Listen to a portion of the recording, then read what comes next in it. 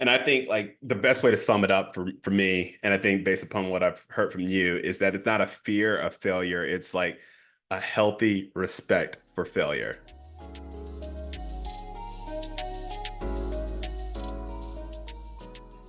Welcome back to Worldie Unboxed, the Founders Edition, for part two of our episode featuring Trystin Nance, the founder of Ascentix Innovation Labs.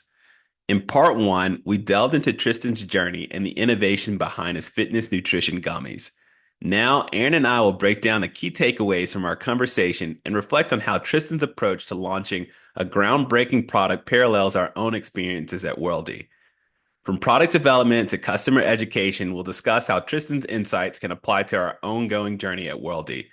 As always, stay connected with us by joining our community at worldiebrand.com and subscribing to the Worldie YouTube channel for more clips and highlights from our discussions. All right, let's get into part two.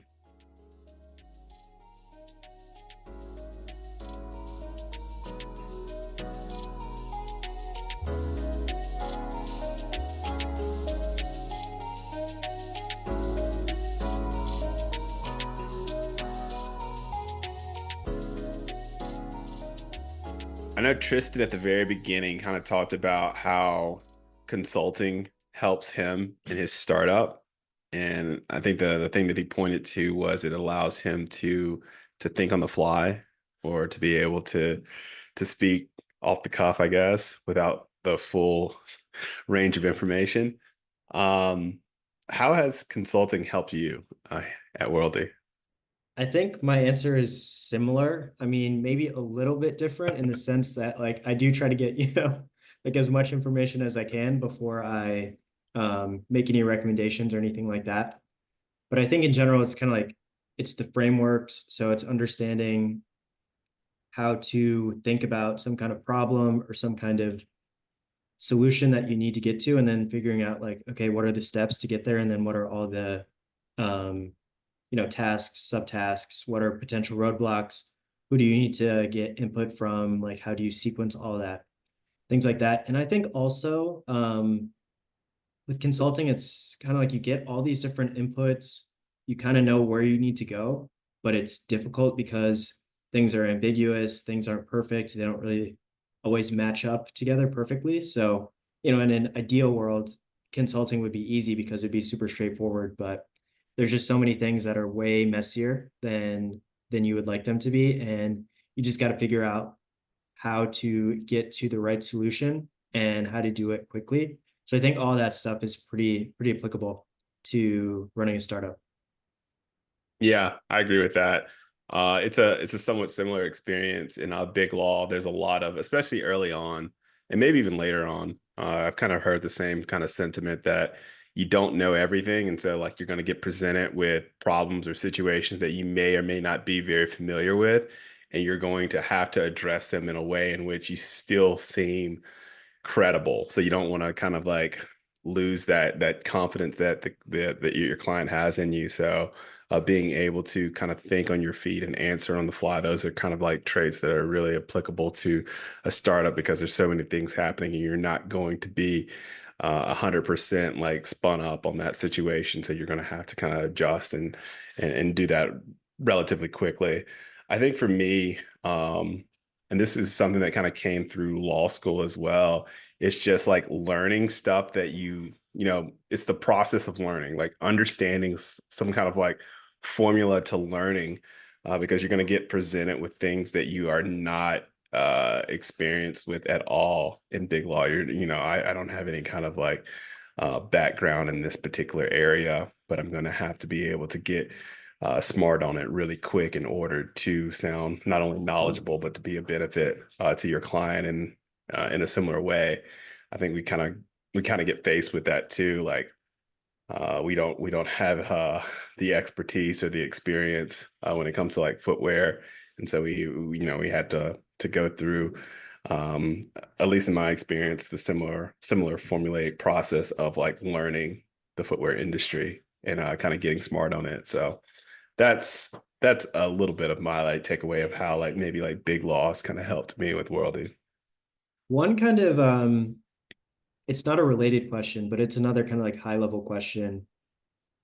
Tristan was saying that this kind of started off as a passion project for him, and then kind of slowly it morphed into a business. So, do you feel like in your mind, do you feel like we went through that same process, or do you feel like this was always kind of a business opportunity? It was never a side hustle or a passion project. It was always kind of something that you wanted to take as far as you could. I mean, I think when you originally like presented the idea of exploring this venture, and it was more or less like validating the idea as opposed to like really launching into a startup. I think I probably saw this as more or less like I wouldn't say like a side hustle. We were in law school at the time, but it was something that was just like maybe a passion project. Like, it was in the realm of sports. I wanted to do something like that. I knew that I wanted to do something entrepreneurial as well. And so maybe it was a bit of a passion project that kind of like is now morphed into something that I think is a little bit more than that. I feel like it's something that I can kind of, I wouldn't say go as far as like a mission, but I feel like it's a little bit more than just like a passion project or a side hustle. Yeah, that makes sense. I think for me, like I was always kind of viewing it as this is potentially a business. Like this is Hmm. something that we're moving towards. Like you said, when we started, we were focusing on validating, but Yep. validating in order to then make it a real business. But I think for me at least, I didn't really realize how much work it was going to be. And I think Tristan was kind of explaining, when you first start out, you're like, oh yeah, I'm an entrepreneur. I'm starting my own company and it's fun. And then you really get into some of the nitty gritty and it's so fun, it's so rewarding, but then you realize this is real work. This is a lot of work. This is really hard. There's a lot of ups and downs. And I think in if you're a first time entrepreneur or first time founder, I think there comes a point in time where you realize like, oh, this is harder than I thought it would be, or this is way more work than I thought it would be. And I think you kind of have to make that active decision to keep going. And even now, I feel like there is that active decision to keep going because there's a lot of points where we could just kind of say, you know what, we've gotten pretty far. We've jumped over a lot of hurdles. I don't know if I want to jump over this next hurdle. There's a lot of learnings. We can just, you know, stop and then move on to the next thing. Maybe that'll be easier. But I mean, we haven't done that yet, and I think that's because we're making that active decision to keep going. Yeah, yeah, I agree. Like it's definitely evolved into much more, and I do see it as something um, that I'm I guess passionate about. But kind of like on that same vein of like the highs and lows. Tristan mentioned pivoting. His was just like a flavor pivot or something like that, an ingredient pivot, because he was called out. Um, I think well, I can think back to like a couple of times where I believe we've been kind of called out. But what about you? Like, what are some times that we've kind of been like called out? Yeah. So I saw the examples that you put in the document, and I like those. So I'll say ones that are different from those. Oh yeah, So when we first started out, the hardest thing for us was finding a designer. That was the process that was kind of the roadblock that took us the longest to get over because we had this idea, we knew what we wanted, we just couldn't find anyone to actually make this thing a reality. And shoe design is so esoteric. You need so much experience in it that you can't really just teach yourself how to do it and then, bring that to a factory. You could try, but I don't think for us that really would have worked. So we were just reaching out to a ton of different people trying to find a designer. And we ended up reaching out to this professor from the University of Oregon, their like sports design program yeah. or something like that. And it was actually a connection through one of my friends from our MBA program. So we had a warm intro, and then we reached out saying like, "Hey, this is what we want to do. Um, would you be able to connect us to any former students who you think might be able to help us?" And she just responded basically saying, "You guys kind of need to go back to the drawing board because there's these 6 companies that are doing exactly what you're proposing to do. And I don't think anything in what you've showed me or proposed to me is differentiated enough to warrant creating a new brand, and you need to basically have a differentiated product before you find a designer, because there's not really going to be a designer that is going to want to jump on this project if they feel like it's not any different than anything else. And then she didn't end up making, she mentioned that there was someone who could potentially do this design for us, but I think she was kind of like, I won't make this introduction until I see a little bit more differentiation in the idea. So we haven't really stayed in contact with her because we never even really talked to her over the phone or anything like that. But that's one example that stands out in my mind. And then the second example that stands out, and we've talked a little bit about this on other podcasts, but when we applied to the New Venture Challenge at our Yeah. MBA program and got turned down, I've said in the past that that was like one of the lowest moments, I think, throughout our journey for me. But I remember getting the emails saying that we weren't going to be getting in, and then looking through the feedback and just a lot of different, very kind of like negative comments, but in my opinion, kind of like low effort negative comments like, marketing is going to be difficult. You guys are not marketers. How are you going to succeed? You have no footwear background. Like, how are you guys going to create a footwear company? Or this is a very crowded space and you need a lot of money. You're not going to be able to compete against the Nikes of the world. So I think those are like two kind of examples of people calling us out in a sense and saying like, hey, you guys don't really, right now, you don't have what it takes to actually create a differentiated, sustainable business. Yeah. No, those are definite gut punches. And I think they kind of like they hit harder when they have receipts. Like like the new venture challenge, like just when you kind of like think you're like, ah, yeah, I've moved on, you kind of pull that email up again and you maybe look through it and you're like, God, that sucks. So like, it kind of like opens up that wound again. So anything that like has a a receipt, a digital, a physical receipt that you can kind of look back and refer to is that it's like going through that whole situation over again. And so like I think about that loom that I want to say I called him Mike at the time, but it was actually Kevin.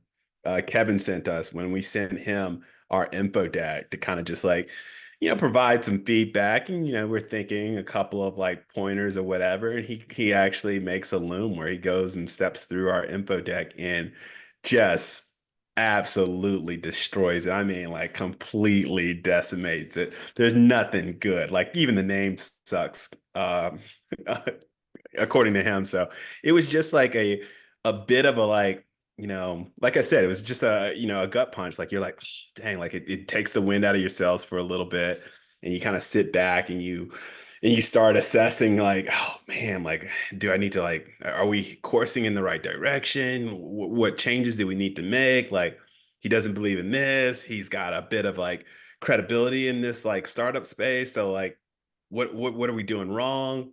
And so like that's one of the examples. There's several examples. Another one is like a call that you and I kind of sat on.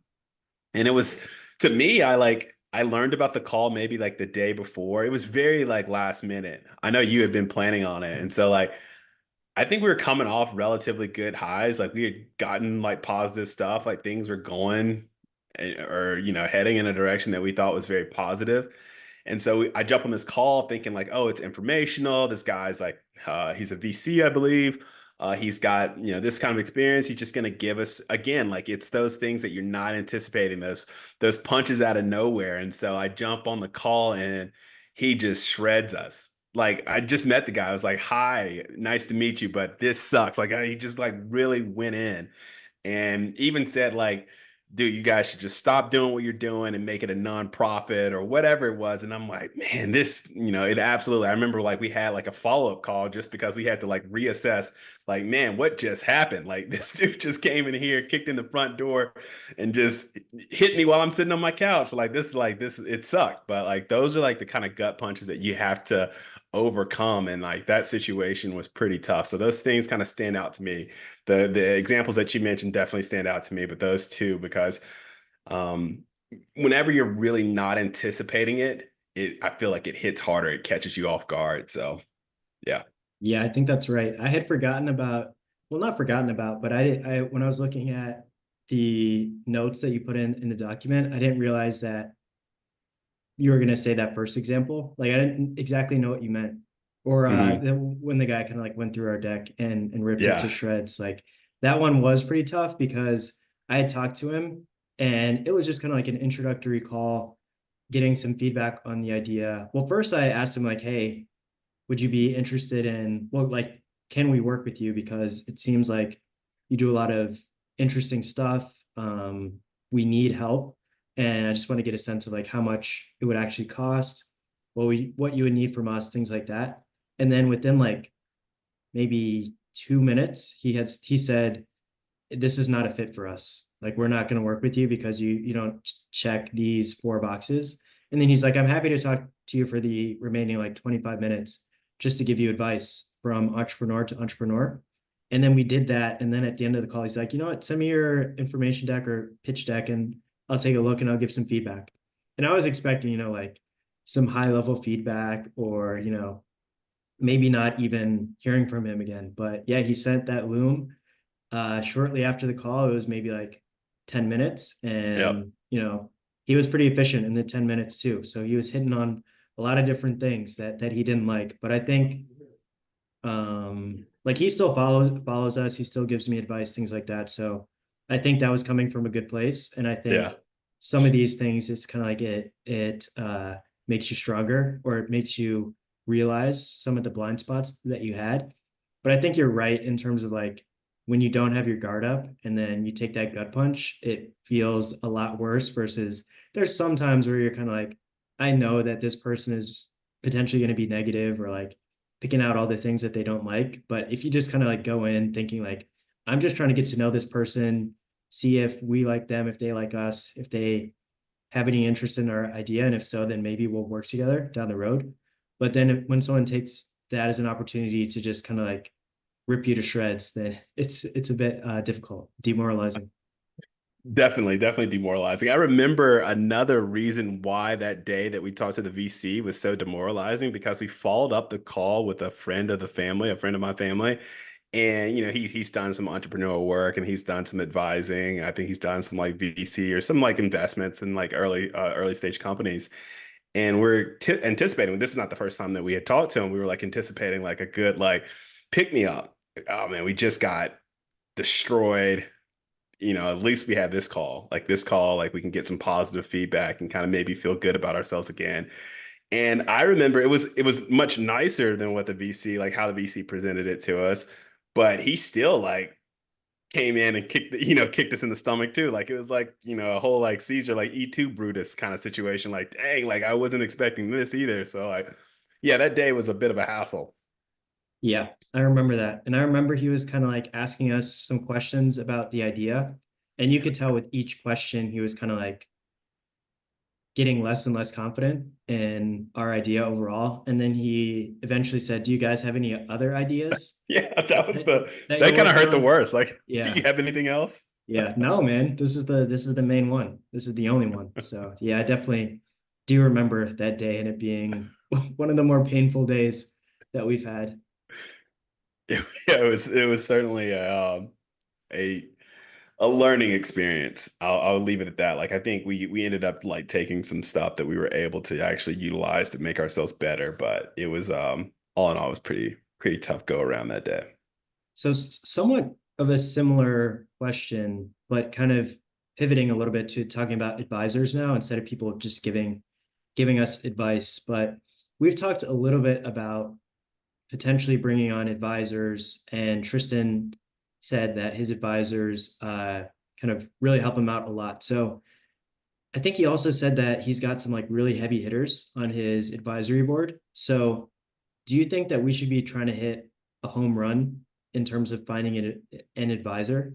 Like basically pitching someone who might seem like out of our league, who was maybe like CEO of some really big shoe company or just like a really big name in the footwear space. Do you think that that's something that we should consider, or do you think we should just go through our networks, people we already know we kind of have a relationship with, and we know they kind of can provide some value? I mean, it's definitely not outside of the realm of possibilities. I know some people or some startups will have advisors on their cap table, on their board, simply because it looks good. It looks good when they reach out or they meet other potential investors, or or their info decks. It like looks good, gives them kind of credibility, and they're able to also potentially tap into that particular advisor's network. One of the things that kind of stood out to me with the Trystin like conversation is that he mentioned that he didn't really like go out and seek advisors until he had product market fit, because he wanted um, that he wanted to show that he's actually done something, like he's actually done some work before like asking them to give advice or to lend their name or lend their network. So like he was wanting to show a little work prior to bringing in advisors. Now obviously we've done a whole bunch of work, but product market fit is still something that we haven't yet proven. Like we have not sent our product out into the wild and like determined whether or not people are willing to pay hard earned money for it. So um, I think those big fish we can go after, but I'm more in line or more inclined to do it after we've established product market fit. Yeah, that makes sense. I think it'll be easier to find some of those like big fish after Hmm. we have proven some things out. And maybe we'll have even more leverage from our end in terms of saying like we've already made sales. We do want you to help us kind of go to that next level, but we don't necessarily need you because we've gotten a product to the market, we've made sales, and we feel like we're on this trajectory. So I think that makes sense for sure. And in the past, we had kind of like think both me and you wanted this one specific guy to be at least one of our advisors, Hmm. he had started a company that was very similar to what we're trying to do. And we just got completely stonewalled when we tried to get on his calendar. And then there's some other people who have impressive backgrounds in the footwear space that we thought about bringing on as advisors, but it just didn't work out. So I think there's also just the element of some people are just not going to want to come on. So you can only bring someone on if they want to come on. So Hmm. you're going to be limited by the people who tell you no. Yeah. No, but I'm still of the mind that there, even the people that we've kind of like reached out to or potentially have had conversations around that particular topic would be much more inclined if they saw some progress with the consumer. Like we made some product progress with just like building out the brand and things like that, but like some real progress with the consumer. I think they'd be a little bit more. Um, desirable in terms of like wanting to jump on board or lend their hand or lend their network or lend their advice. So Yep. I'm still holding out hope. Yeah, no, I think it'll be possible for sure to bring on advisors. And it's kind of like hard to have this conversation without saying specific names because I'm Yeah. trying to like Talk allude, around it all. yeah, Yeah. talk around it. But there are people who we offered equity to, who we thought we wanted to be advisors, who like we thought both sides wanted to move forward and formalize that relationship, but it just didn't work out. And I don't think that we're going to go back and try to rekindle that relationship or anything like that. So with some people, you just got to move on when they turn you down. But there are other people that we've identified that we haven't necessarily made that formal equity offer to, but I could definitely see us doing that in the future. Yeah, no, I agree. Um, Another thing that kind of Tristan was like a pretty like smooth dude when he was talking, like pretty like I thought like his the conversation you guys had was pretty cool. But he would drop some like hot takes, in my opinion, that might have gotten like overlooked because he was saying it pretty even kill. And one of those things, in my opinion, were his idea of not bringing in institutional like investors or capital, um, even if it meant like slow growth until I die, is something that he said. Is that something that I know we've kind of had our like discussions in the past when it comes to equity. So I don't want to continue to like beat this dead horse, but like I thought that kind of really stood out. And I know I don't know. I don't want to like bias or anything like that, but like what were your thoughts on that? So I viewed that as a little bit of hyperbole. Okay. Because if you take it literally, it's kind of like he'd rather just keep growing slowly until his company just dies versus raising institutional capital. But I think throughout, at some other point in the conversation, I feel like he said, if just it's very clear that he needs to take on institutional capital, like if he Hmm. can't do it any other way, then I think he would do it. So that's kind of like my mindset. I want to prioritize slower growth, getting the unit economics right, potentially being profitable, and keeping the equity while we do that.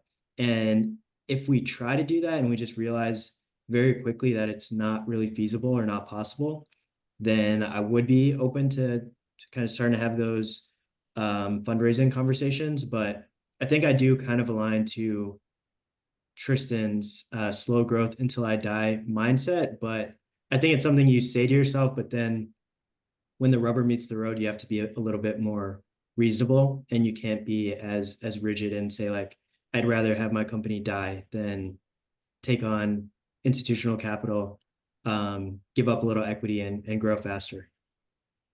Yeah. I mean, I've talked or heard a lot of like startup founders and entrepreneurs discuss VC or just institutional capital in general as like almost the equivalent of like life support. Like my company is going to go under if I don't, go out and raise. Like there's no way that we're going to survive for the next quarter if we don't go out and raise. And that might be the case, especially if you've already taken institutional capital. That might be the case. You might end up having to go through several rounds of seed series.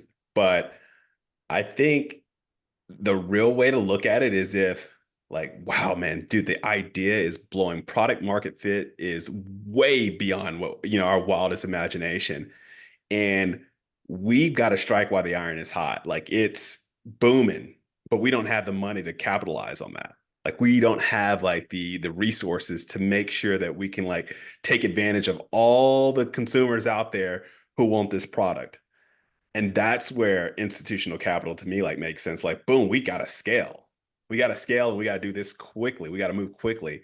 And you see like an exit, like you see something off in the distance, like you see that glimpse, that gold pot at the end of the rainbow. And that's when you kind of make that move, not when like, oh man, we're about to die.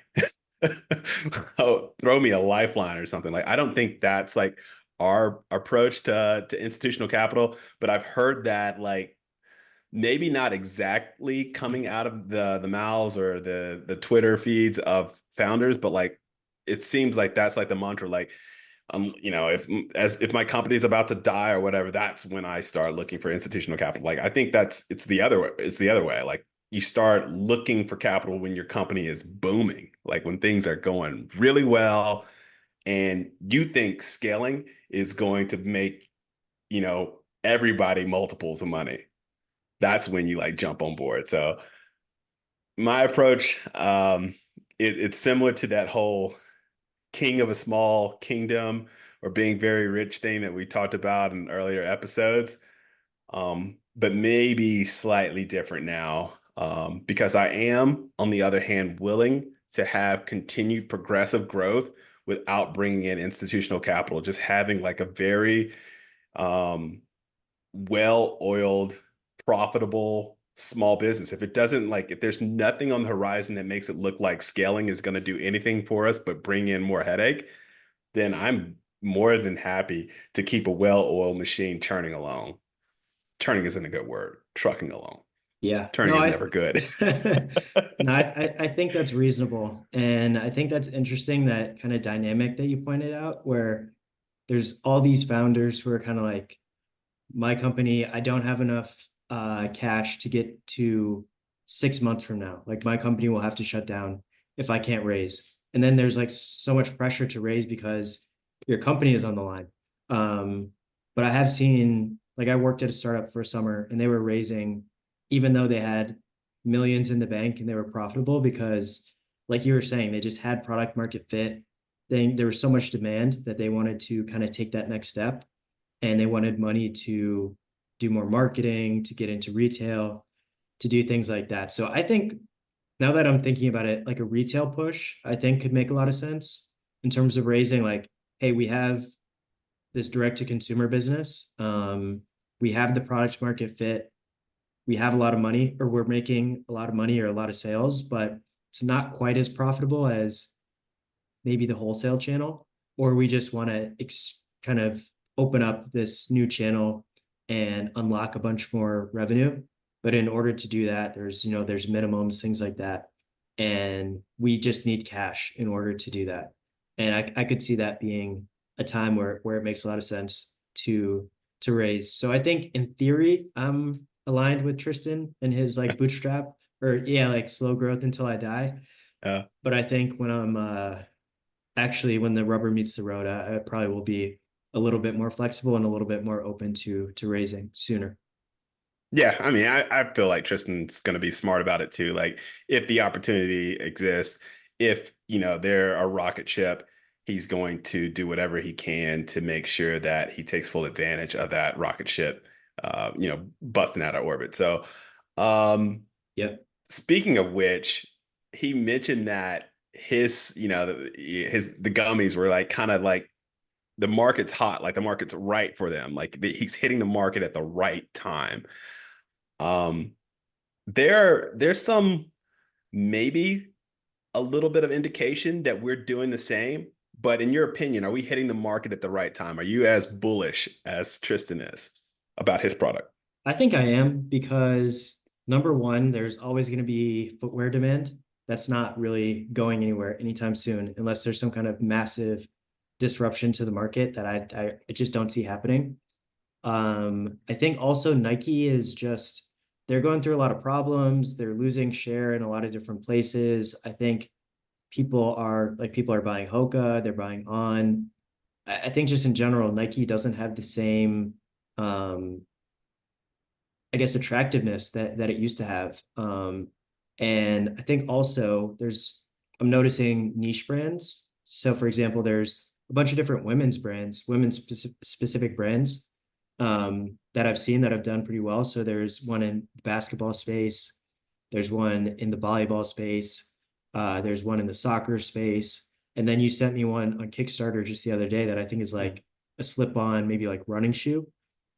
So I think people are starting to realize, hey, a lot of shoes are based off a man's foot, and men's feet are not the same as a woman's foot, or a scaled down version of a man's foot is not the same as a kid's foot. So I think there's more and more of these brands that are doing that kind of marketing and carving out niches in the space. And I think they'll grow over time. But I think it's a good time to get into the business because or into the industry because we don't necessarily have to do all of that education for people. There's a bunch of other brands out there that are saying, like, hey, in the footwear industry, if you're a woman, usually you're getting shoes that are designed for a man, then they just shrink it.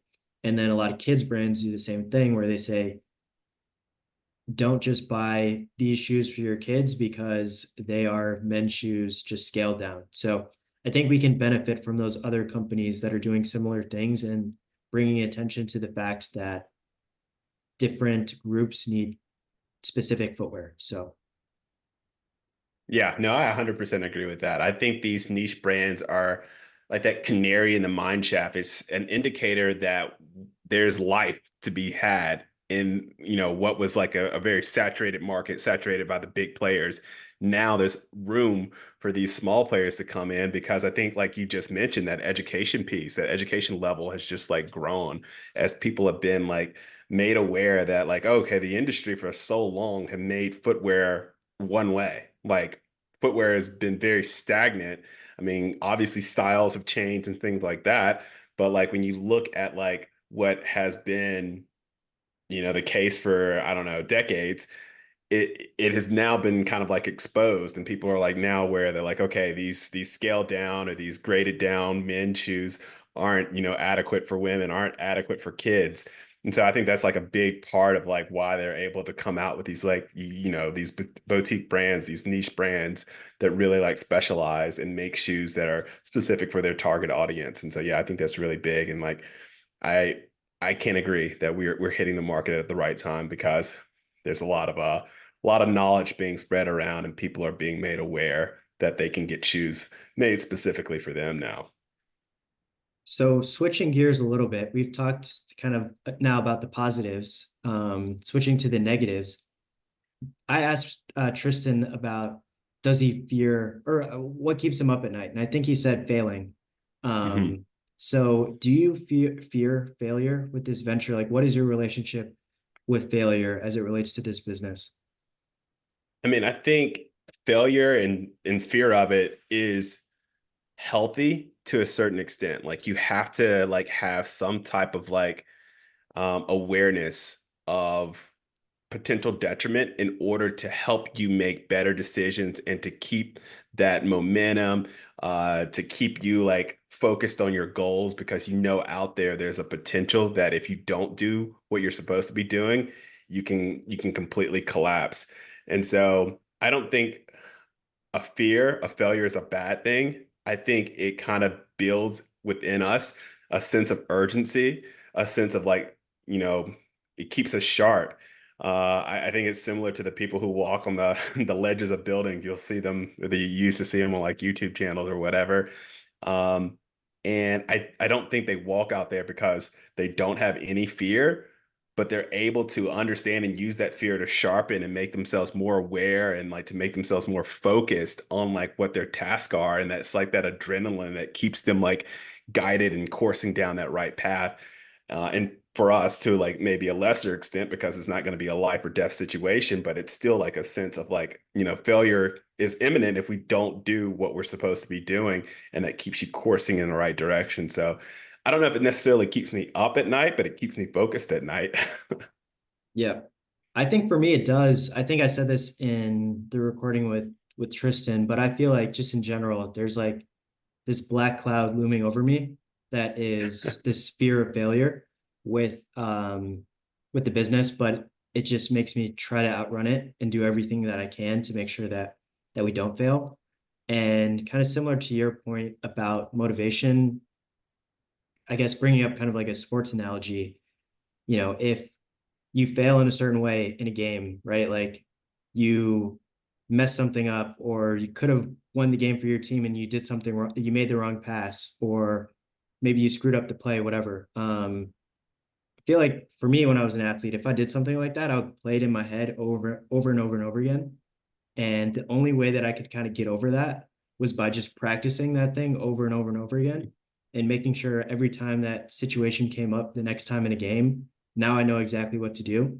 And if it happens again, then going through that same process of really analyzing what happened, what went wrong, what caused you to fail in a way, because you don't want to fail a second time because it's just Yeah. kind of it's embarrassing. So I think for me, I've started to think about failure and success not as kind of like an all or nothing thing with the venture, but kind of like there are certain micro successes and micro failures, and I try to learn from all of those just to make like our overall chance of succeeding higher. Yeah. And I think like the best way to sum it up for me, and I think based upon what I've heard from you, is that it's not a fear of failure. It's like a healthy respect for failure that keeps you like motivated and keeps you like coursing. So yeah.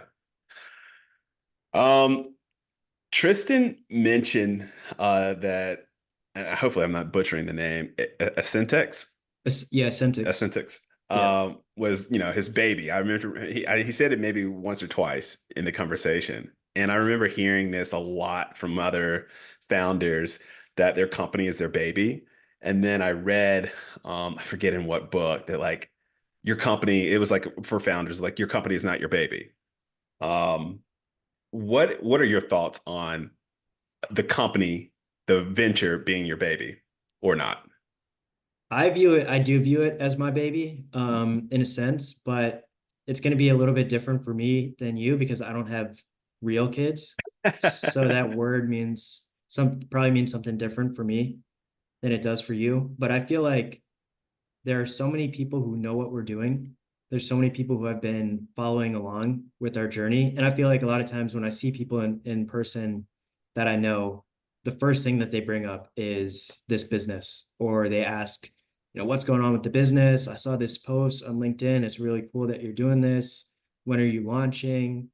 Things like that. So I just feel like I am so tied to this now that right or wrong, I feel like my reputation is kind of on the line with this. And if this thing takes off, then that's great for me personally and for my brand.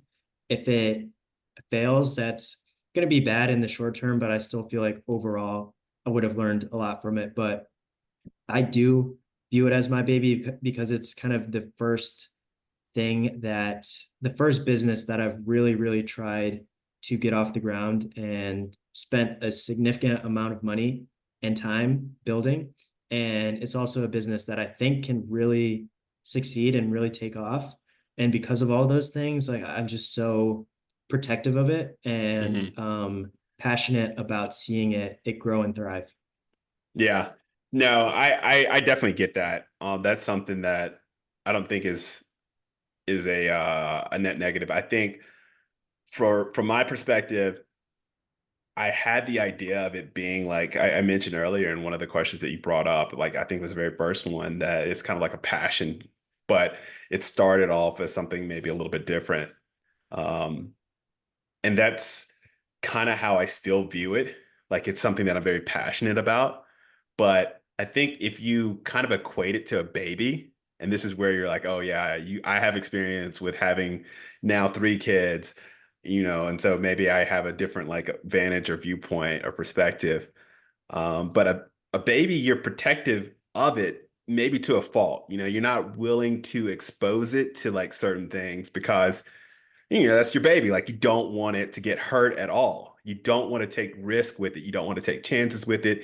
You don't want to like put your baby out on the ledge. Like that was Mike Jackson. Like you can't do that really without being, you know, looked at differently. But like I think for me, it's something that I'm passionate about. It's more closer related to a mission than it is to a baby because I'm willing to share it. I'm willing to sell parts of it. I'm willing to expose it to risk. I'm willing to pivot it and change it and manipulate it and like do whatever I can to see it like grow.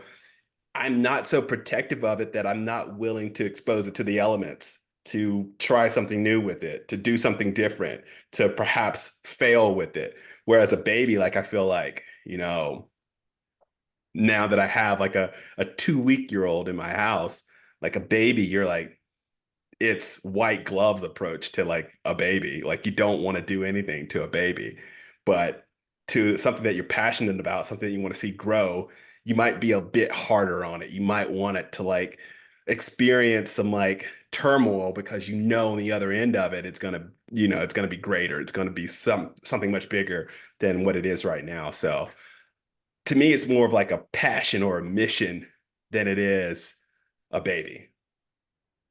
Yeah, no, that makes sense because you shouldn't be selling parts of your baby for cash or I anything mean, yeah, like you that. can't you Yeah. can't sell parts of your baby for cash. Not Yeah. in the good old US of A, but but yeah. I know I have like these are like dual questions. This is part of like the I remember you asking these questions as they were rapid fire, but I think you guys had like plenty of time in your episode, so you didn't have to like spend, like what 1 minute or a couple seconds on it. So what's been like the hardest part?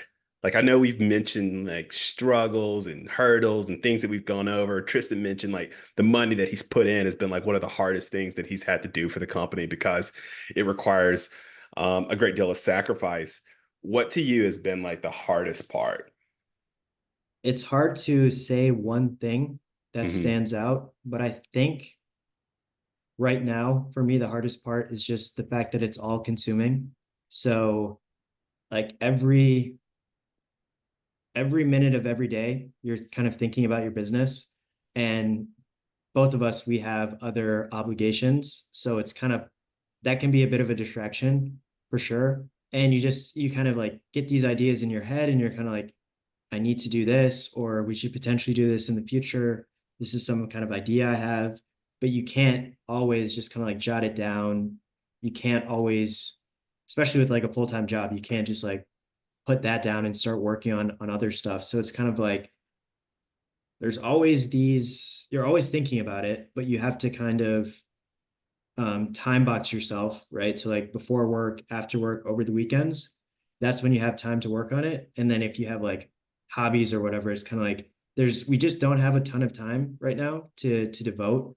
But at the same time, it's just kind of like all consuming. And the fact that you don't have a ton of time, I feel like that makes you more stressed and feel like you have to do more. And then it's just like a cycle of like, I don't have time, so I feel like I got to do more. And then I'm like less efficient in those other areas because my mind is not really in it. And then I get more stressed because I feel like I got to do more. And it's just kind of that process repeats over and over again.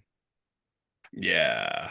It's it's time. That's the same thing for me too. It being like so all consuming, like a positive because I love spending time on it, a negative because it really like it shrinks. You only have so much. Time is finite. Like you only have so much of it. And you gotta like be able to allocate it in different ways. And not always like it's gonna be like the most efficient way. So I feel like that has been like one of the hardest things to overcome, especially like with a family and like, a job and all these other demanding things that you have to spend time with and on. This business, this passion, this mission has become another like, I don't want to say time suck, but like another like um area of your life that's demanding now a lot of your time. So yeah, time for me is certainly the hardest part. And I don't envision it changing anytime soon unless it really starts like asking for money that yeah, time. So I'm just gonna stick with that. Yeah. And then did Uh you ask about most yeah, on the rewarding flip parts side, of? what's the most rewarding part of it? So I would say, and this has kind of changed for me recently, but I think now the most rewarding part is when people say they're inspired by what you're doing, or when they really get what you're trying to do and they find it to be an important mission. So I think it's really fun when someone says, I completely understand the mission. It's really important what you're doing, and I wish you guys success. Or, you've inspired me to go after the things that I'm passionate about or put myself out there more, or just in general, like what you're doing. It's really cool. I admire you. It's inspiring because there are so many things that we do behind the scenes. There's so much work that we put in. And a lot of times it feels like it's not like we're doing this to just get plaudits from anybody or pats on the back or people to think we're inspiring. But there's just so much work and there's so many highs and lows. And a lot of people don't see that or know about that. And sometimes you feel like, what is this? What is the point of all this? Because we've been working on this for so long. We don't have a product in the market. So, like, what do we really have to show for this? And then I think when people mention kind of how we've inspired them, that makes me think, okay, it is even without the product, like there's this other benefit from what we're doing, and the work we're doing is valuable and it is worth it. And just hearing that, I don't know, it just makes me uh, feel, I guess, warm and fuzzy inside. No, most deaf. My answer is on a very similar note, because yeah, we do put in a lot of work and effort that nobody really gets the opportunity to see outside of like, our families and friends, very close circle. They may get a chance to like see or witness like what we're kind of like doing behind the scenes. So anytime we get to show our work, like anytime we get to like deliver something that the public is able to like witness and attest to, like I think that those moments to me, like it's a collective of moments, are the most like rewarding, parts of like this venture so far. So even like when we produced and published or I don't know, aired this podcast. It's not the product. This is not what we're like ultimately hoping to do. But we have put a lot of work in these things. a lot of work in the podcast, a lot of work in like other things that we've done in terms of like content. And so anytime we're able to like deliver that to the public and like, yo, here's what we've been kind of like working on, it's like really like rewarding to kind of see people consume it. So yeah. Yeah, 100%. And then Tristan was talking about value props for his Mm. product, and he was saying he wishes the functional benefits were more valuable to like customers cared more about that and less about taste. Are there certain value props that you wish were more or less important to customers, but we just kind of have to communicate based on what actually is the case? I think like one of the value props, and we were hoping to lead with it at the beginning, and then we kind of got I wouldn't say steered away from it, but at least we were kind of warned about the whole greenwashing and like the appearance of like being one of these trendy, sustainable, like facing companies. So I think that is something that we wish people were more concerned with because we're putting a lot of work in it, but we're not being able to really like advertise or publicize it because we don't want to sound like some like, it's almost it's table stakes at this point. So it's not even worth, quote unquote mentioning, but a lot of work goes into it to find like the materials that are going to be sustainable, that are going to fit eventually into our circular model, that are going to be something that kids can wear and wear comfortably, and then that like really helps them in terms of like their performance, and then also from a protection standpoint, like the amount of effort and work that kind of goes into that doesn't necessarily get the type of highlight that originally we thought it should. Like we were going to devote like maybe a significant part of the page or like the website to it, but now it's right now it's not even like it's barely mentioned.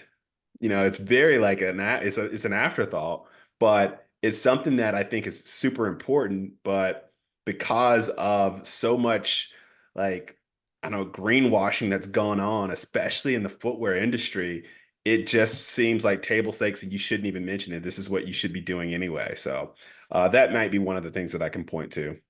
What about you? Yeah, that's a good one. I mean, this is kind of a cop out, but I wish consumers cared less about price or they were like Yeah. looking more for because with certain products you care more about quality and you're willing to go premium. So if you're an adult and you're buying shoes for yourself, a lot of people are willing to go premium. But for kids shoes, because kids' feet grow so quickly, I think a lot of parents are just like, I just want to get something cheap. I want something that is good enough, but I don't necessarily want to pay for premium because they're going to outgrow it so quickly or they're going to wear it down so quickly. So just because the footwear space is kind of expensive to get into and the margins aren't really that great, we're going to have to price higher than maybe we initially thought or would even kind of like want to in an ideal world. Um, so it would be nice if consumers cared a little less about price, but that's definitely a cop out. And I think when we first started, like one of our main value propositions was this idea of multi-sport, multi-surface use, Mhm. which when we say it, we've had this problem in the past where like if we try to say it in a really concise way, people don't really understand how it's different. But then once we explain it in more depth, then they're like, oh yeah, that makes sense. Like I just need one shoe for every single sport or activity that my kid is involved in. So I guess I wish parents, when they heard multi-purpose or multi-surface, that would just light something up in their mind and they'd be like, oh yeah, like I'm already trying to use one shoe for everything, but it doesn't really work as well as I would like. So this shoe is not making me change my behavior, but it allows my kid to play more sports, have more traction on different surfaces, things like that. Yeah. No, I can definitely agree with that because and I and to maybe like to speak on behalf of like the parents out there who don't understand. It's not that they probably don't understand what like these words mean. I think they just don't understand what that means for us or what that means for the product because they get inundated with all this like multi-use stuff. Like everything's multi-purpose or multi-use or multi-grain or multi like it's so much stuff out there that has so many different like potential uses, or like its value prop that so many different uses, like I think they're expecting us to be a bit more explicit. So I see that, but I know everything like it comes with a cost. And for us, like the cost is like copy real estate. Like we have only so much space, and we want to like be very cognizant of that, and try to be not frugal, but like to be very efficient with it. And you try to say things very concisely and very quickly and to the point, but sometimes I guess it's worth an explanation, especially if like the market or industry demands it, simply because there's so much stuff that's getting pushed towards people that it's very hard for them to really understand what that actually means in this context. Yeah, makes sense. And another question, we've kind of had to put ourselves out there more and um, just be the face of our brand. Hmm. Um, so Trystin was saying that that's kind of a hard thing for him to do, and he needs to just get out of his own way in doing that. And he mentioned there's a Road to CEO series that he's trying to do on TikTok. So, what do you think about kind of like being the face of the brand and maybe like some kind of series like that where you're just talking about your experiences as an entrepreneur or whatever, but it's really focused on you and the product is kind of secondary in a sense. Like it's still kind of you're still trying to sell the product, but you're really trying to be the face of the brand and allow people to get to know you. Like, is that something that you're comfortable with, uncomfortable with? Like, how do you feel about that? I mean, I think that's at this stage in the game is probably like that. I mean, it necessitates us having to be like the space of the brand. We talked about like product centric versus founder centric brands. And because our product is incomplete, like it's not finished yet, we're having to step in that role and be like the face of the brand as a, as a opposed to the product. So I think that's something that I feel like I don't feel like I don't want to, or it's a problem to step into that type of a role. I think it's just a requirement at this stage in the game. Like this is what, is expected of us in order to get the company to that next level, in order to get the brand, the venture to that next level. And so, yeah, I can kind of agree that like going in and jumping into these type of roles or into these type of like situations is beneficial. So no, I'm not opposed to it at one bit. So Yeah, I'm not opposed to it. We've said this in the past, but I'm not really a big social media guy naturally, yeah. and I'm not a big self-promotion guy. So if it weren't for this business, I would like never post on social media. But I'm getting a lot more comfortable with it. And like you said, we kind of like have to be the face of our brand because we don't have a product. And I think also just being the face of the brand, it does help because if we were just like constantly talking about footwear and youth sports and things like that on LinkedIn, on Instagram, wherever else, we would get some followers, but I think a lot of people would think that that's boring Hmm. compared to like actually understanding like who are these guys, what are some of the thoughts that they're having as they're building this business, what are some of the different paths that they're considering going down, and them kind of like feeling like number one they know you, and then number two like there's that back and forth conversation where they can ask questions, they can give you feedback, all those types of things. So I think it's a bit of a necessary evil at this stage, and maybe even in the future it will be as well. Yeah. No, I agree with all that. And then just a similar point. So I've gone a little bit back and forth on building in public Hmm. and my thoughts on that. So when we talked to Trystin, this was a while ago. I can't remember how long ago this was, but this was months ago. And at that point in time, I was kind of thinking, I think I'm out on building in public. Like, yeah, we should do some things here or there, but like it's just too much work. And I don't know if it's really valuable. But now I'm kind of like back on the building in public wave. So I think I kind of just go back and forth between being like, I'm out on this to, man, this is so valuable. So now that we're almost like, I think 18 months in terms of the building in public process, what are your thoughts on it, the value of it, maybe some of the downsides?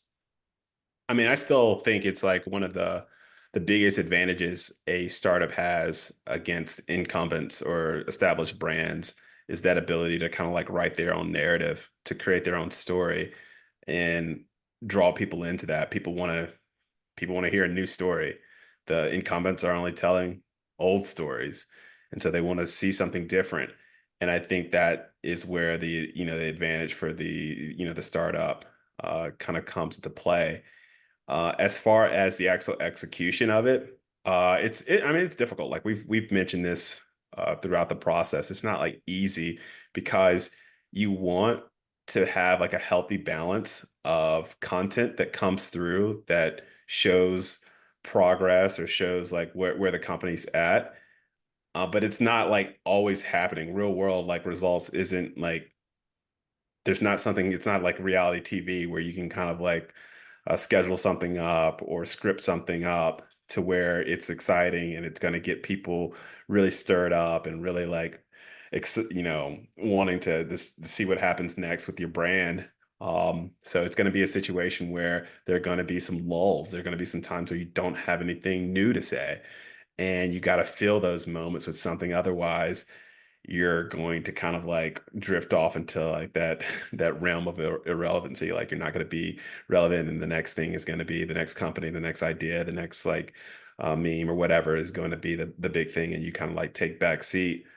So it's like that balance, and then you also don't want to like inundate. You don't always want to be that person that's like popping up on someone's feed and like, oh, guess what? We're doing this. Or guess what? Like, the product is this or that, or like whatever it might be. Like, you don't want to always be that because then you kind of get drowned out because either they're going to put you on mute or they're going to like stop, caring or whatever it is because it's like you're always saying something. And if you're always saying something, then no one's going to listen. So I think it's a balance, and that balance is difficult because of the things that I mentioned and the effort that kind of goes into it. Not to mention all the other things that like happen with your life and like what's going on with that, like being able to kind of stay in tune with what's happening with the company, and not only that, help others stay in tune with what's happening with the company. It's a difficult process, but I think it still is like one of the biggest advantages a startup has, and so you have to capitalize on that.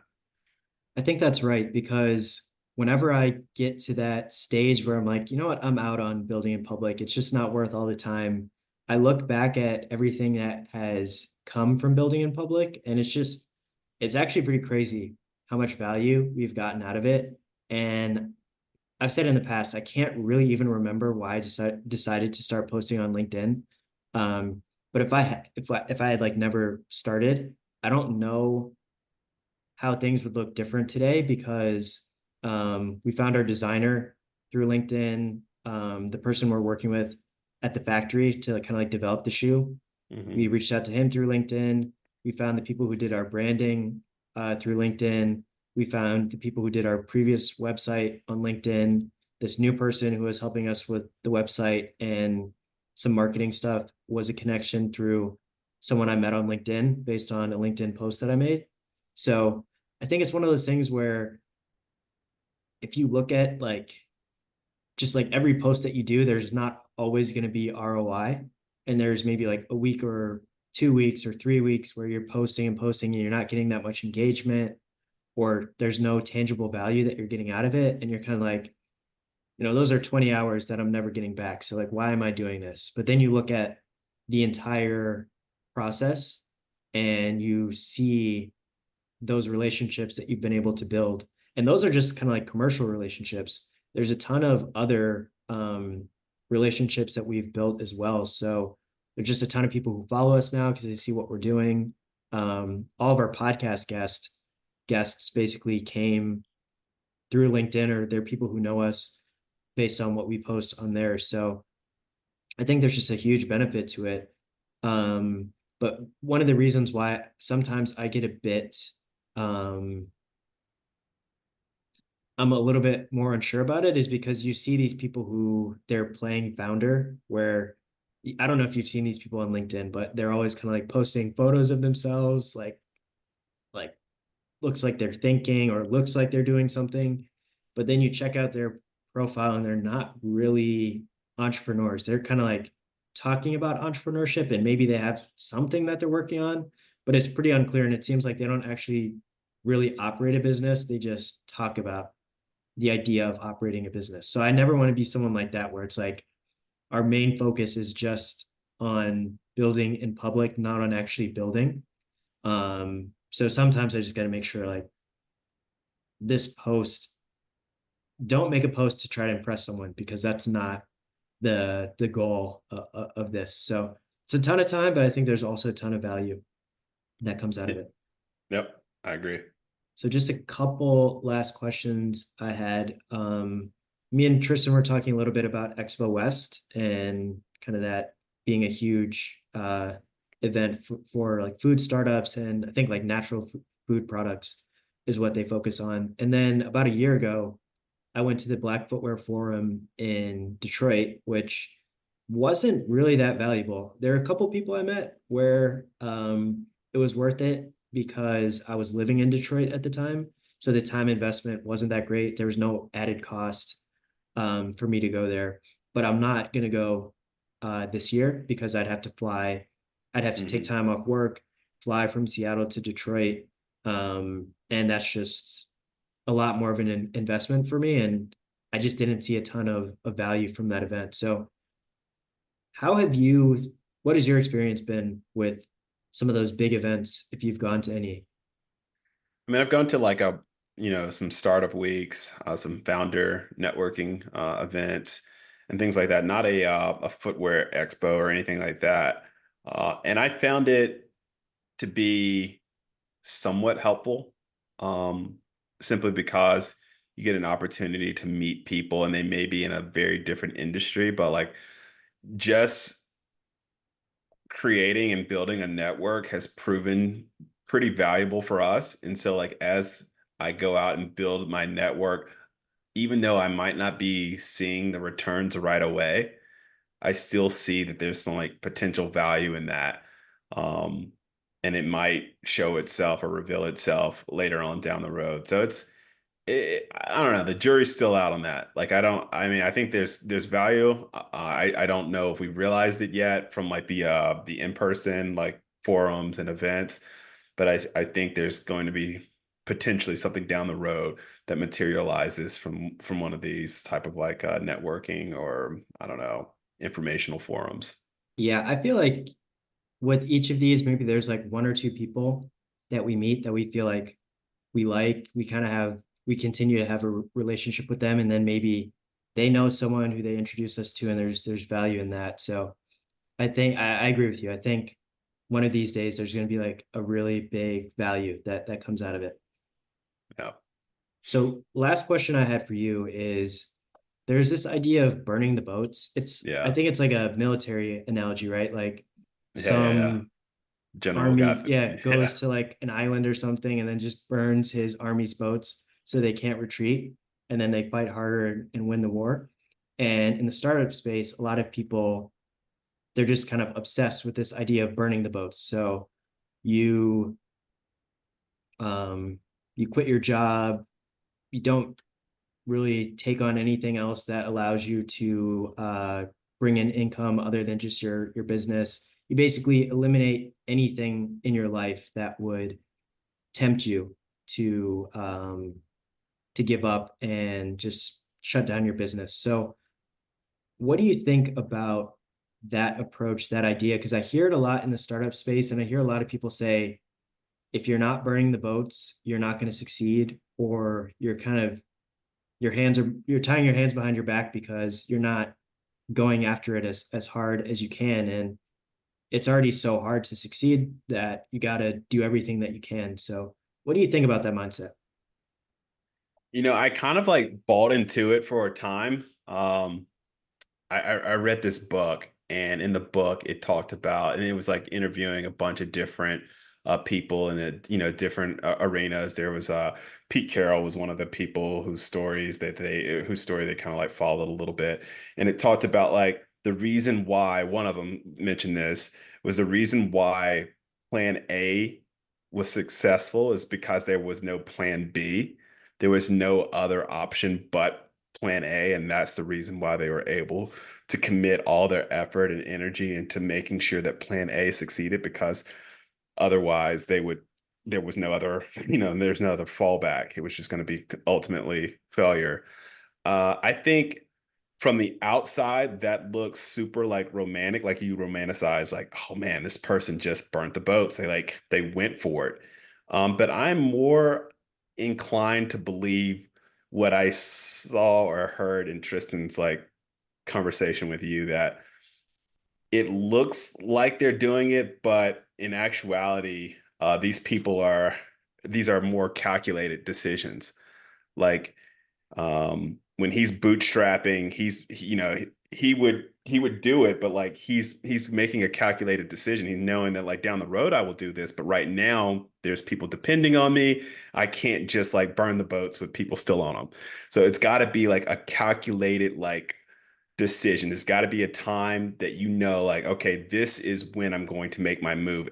Outside people, they don't understand because they don't have the full context. And so they might see it as crazy, like, oh, that guy just took a major risk, or she just like went for it. And she only had plan A, or that was her only option. Like, and so it seems super cool. Like, I really buy into it, makes for a great story, and like really like motivates you to like, get your stuff together and start like working on your plan A and really like forgetting about plan B. But I think in actuality, these people are human, and so they're calculating, they're making decisions, they're understanding the risk, the rewards, they're going for it at a moment where they feel like it's the most or there's the best chance of success for them.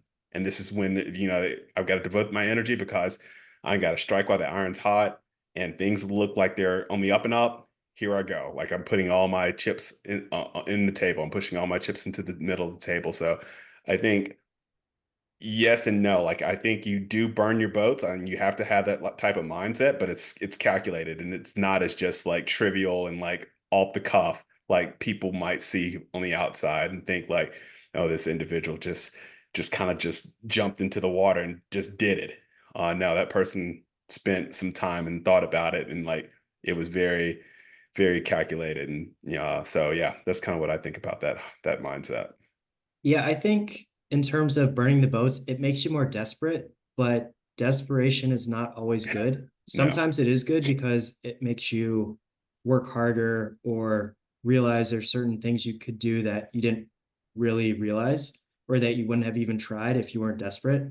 You take more risks, things like that. But there's also a downside to that, right? You could take on additional risk that's not necessary because you've burned the boats. You can just be you're potentially going to be less strategic also if you're desperate just because you're so focused on not failing that then you kind of lose sight of really the overall goal. And also just in terms of like because a lot of people talk about quitting your job and there's a couple of things there. So you could work all day on your startup. Like you could literally work 24 hours a day doing startup stuff, but there's really only so much you can do to push certain things forward. So with our business, for example, when we didn't have a designer or if we're getting ghosted and you just work more and more and more, it's not necessarily, it might help you get over those roadblocks quicker, but if there's a roadblock, there's a roadblock. Or if there's a certain thing that's going to take I don't know, like if a designer needs 3 weeks to make a design, just working more is not going to make that person go any faster. So I think there's a lot of things you can do where you can be really focused and still push things forward because we've been doing that. We've been pushing things forward and we both have jobs. And then the last thing is if I were to just quit my job tomorrow and run my bank account down to zero, I wouldn't shut down the company. I would just go get a job.